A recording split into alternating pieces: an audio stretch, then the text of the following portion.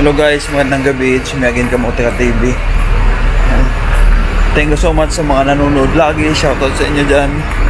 Shoutout sa mga nandito sa Macau, yung mga naghahanap ng trabaho. Shoutout. And shoutout sa mga nakakilala sa akin dito sa Macau. Yan, daming kala nila vlogger ako eh. Hindi naman talaga ako vlogger. Sabi yan, parang minsan may nakakasalubong. Sabi, parang kilala kita sir. Hindi ba kayong vlogger? Sabi hindi ako vlogger. Kamukha ko lang yun. And thank you so much sa mga nakaka-recognize sa akin dito sa Macau. And shoutout sa inyo. Salamat. And sana nakatulong ako konti. Nakapagbigay ako ng konting idea sa inyo. Especially sa mga pupunta dito sa Macau. Ayan. Punta na kayo dito. Mga mag-cross country. Ayan. Kaya yan. Basta sipag lang. Ipon muna kayo dyan ng pera bago pumunta ng Macau para may ano kayo, budget ba. Pero dito naman cost of living is mababa. Kaya yan, mura lang.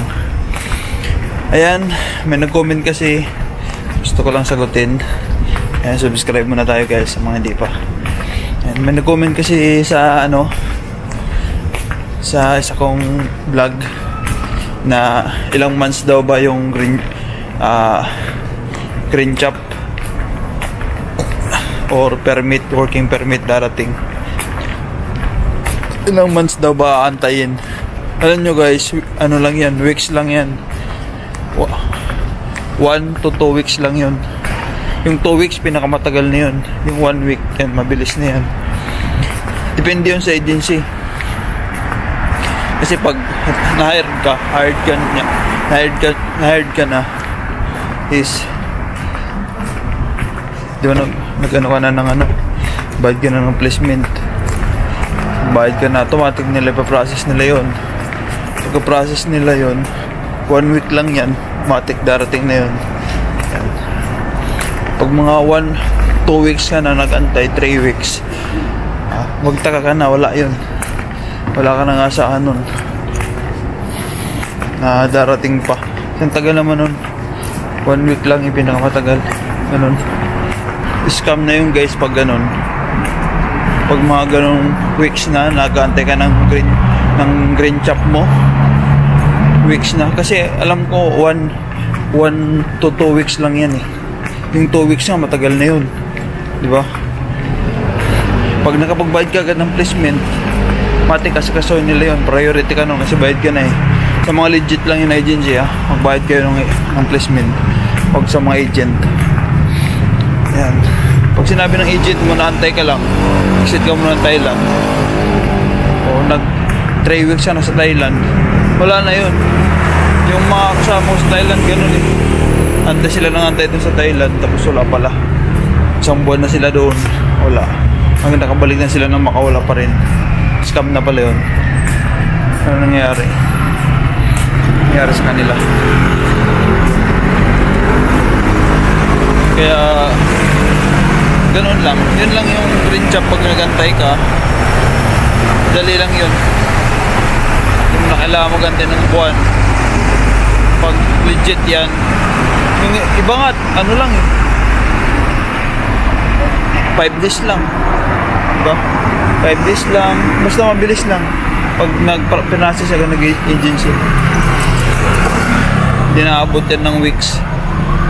Hindi naabot na 1 week, 5 days na nga lang, meron na eh, darating na. Pag pinag-antay kayo ng agent nyo ng matagal, 1 month na, tapos Thailand kayo 3 weeks na, wala pa rin, sabihin mo, kunin mo ko na lang yung pinambayad ko. Kasi pag ganun, matagal na yun, 3 weeks. Pag 1 month na yun, 3 weeks eh. Sabihin, wala yun. Tapos, pinapanghakuha ka ng green chop, di ka pa na-interview ng employer. Isa pa yun. Sinabi lang sa'yo ng agent mo nung magbayad ka ng 5,000. Tapos, nung nagbayad ka na, antay ka lang ng green chop mo. Mga 1 linggo yun. Exit ka muna ng Thailand. Paano ka nagka-green chop? Wala ka naman employer. Agency nga, di ka na-interview. Diba? Sinong mag-process ng ano mo? mag-process ng papers mo. Yung agent, Pilipino, di naman pwede process yan. Mga in-check yung nag-ano yan sa immigration. Dito sa Macau. Wala akong nakita ng Pilipino doon nag-process. Mga in-check. Oh. Legit yun pag na-interview ka ng agency o kaya yung mga employer na in-check. Pero kung Pilipino lang nagsabi sa'yo, nagbigay ka ng 5,000, tapos sasabihin sa'yo, ante ka ng green chop, scam yun. Kunin mo na yung 5,000 mo kung makukuha mo pa. Pero kung hindi, bigay mo sa kanya yun. Lesson learned na lang susunod. Yun lang guys, 1 week lang yun, 1 or 2 weeks. 2 weeks pinakamatagal na yun pag-aantay. Yun lang sana guys, sa katulong. And thank you so much. And nga may idea na kayo about sa mga ganyan. Thank you. Love you all. God bless.